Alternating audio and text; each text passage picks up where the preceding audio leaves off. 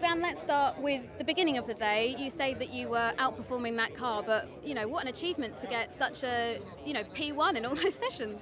Yeah, I think, this is a grid full of very, very good drivers. And I don't know, I just feel like I came out the gates really strong today. Like, I don't really feel like there was much left on the table in some of those laps in practice and qualifying. So, and I don't think there's much more in the car. Like, I feel like the guys got the car in a good window, and yeah, it just all felt great. The semi-final against Taylor, I couldn't have gone much faster than I did. So, I think it's quite clear that Nissan and Nissan/McLaren has a little bit more pace in reserve, I would say. Yeah.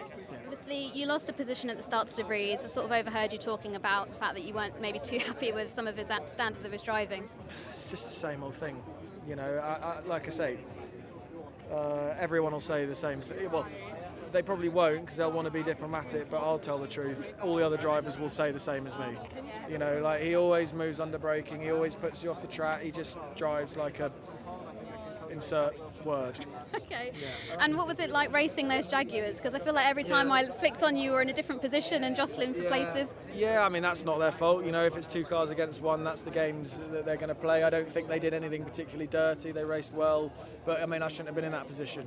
De Vries put me off the track, and then basically I sort of on the back foot for a whole lap, lost a few places, and that was my race done, really. So, it's I'd like to watch the outboard, but, I mean, from being in the car and where I was compared to him, I mean, it's pretty much slam dunk 5-second penalty in my opinion. But I think the FIA may have had more angles, may have been able to look at it better than me. But it was a classic De Vries moment. The curb coming out the tunnel under braking. It's that massive curb. He nearly put me in the wall. I locked up. I was here and.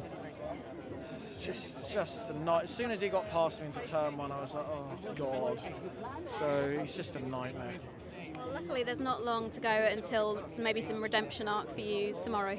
Yeah, I'm glad we've got another race tomorrow, although I am quite tired. I would love a beer, but I can't, unfortunately. So, yeah. Save it for tomorrow. Hopefully more to celebrate then. Thank you, Dan. Thank you. Cheers.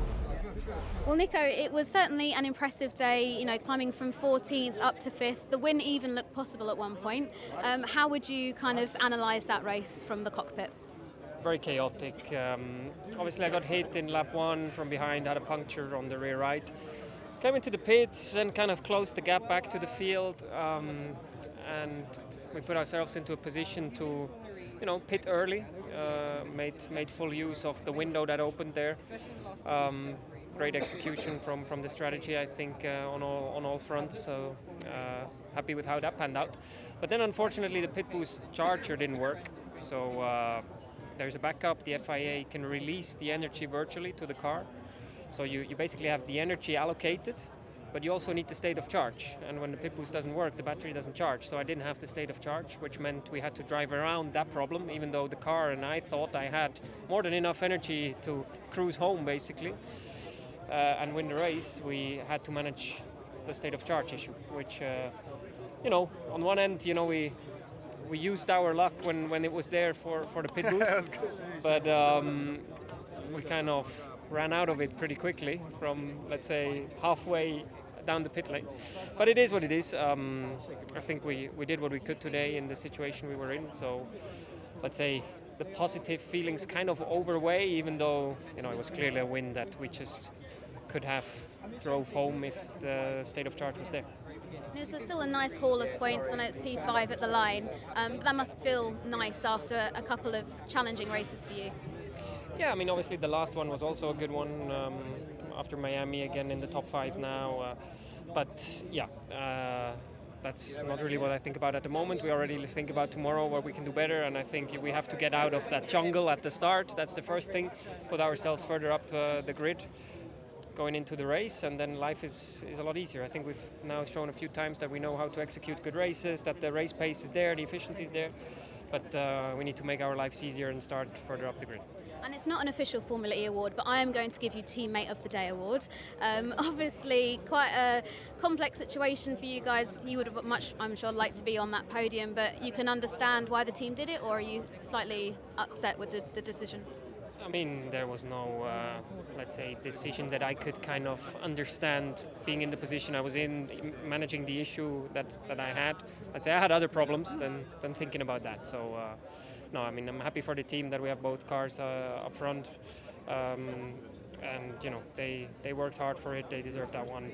And the rest, I think, we can analyze in peace and quiet. Well, Nyck, this is a first podium since your Formula E comeback, and obviously a first podium for Mahindra since 2023. How was the champagne? Was it nice to taste? Yeah, it definitely tasted great, and it didn't have alcohol since a little while, so it was nice. A nice little treat for you. Well, you know, it was a great race for you, fantastic start as well, and the racing with Ticktum. Have you got any views on that? Not really. I mean, it's a tough race out there for everyone, and everyone is tough and has the elbows out. So I'm just glad we kept our car clean and managed to execute a great race thanks to great calls from the team. Yeah. I made a prediction ahead of the weekend that I think I'd see you guys on the podium this weekend. I know you've been making lots of progress up until this point, but is there anything you can pinpoint as to why Monaco is so great? Is it the fact that, you know, you've got so many fantastic results here in the past, you know the circuit very well, or is it something else?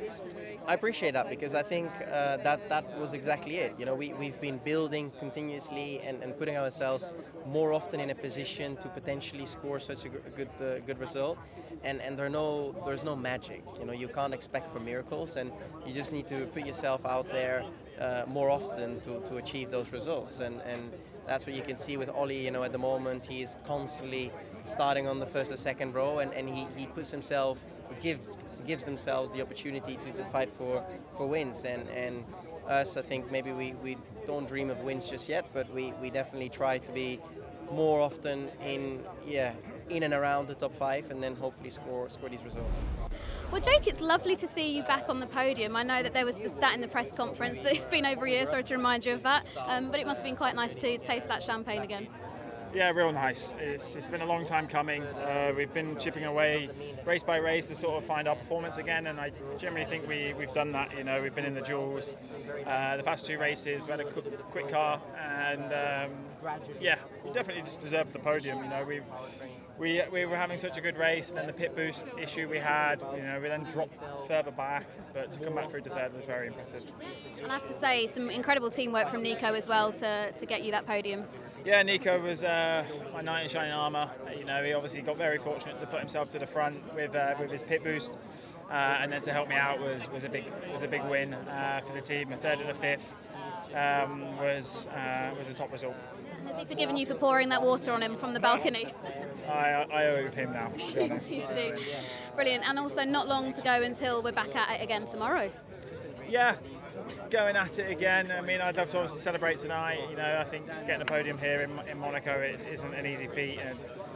But, you know, just I'll walk the dog tonight, grab some food, and then go to bed and do it all again tomorrow. But hopefully we can have a top result.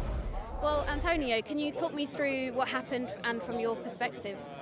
Yeah, just a silly accident, really. You know, I had more than half of my car next to him overlap with Edo, and the way he defended it just meant that I had nowhere to. The way when he decided to do that, it just left me with no options. So you know, we both committed to braking late, and he just turned into the corner and he hit me into the wall. So yeah. Have you managed to catch up with him since? Yeah. I have not spoken to him yet, but I'm pretty sure we'll have different views on it.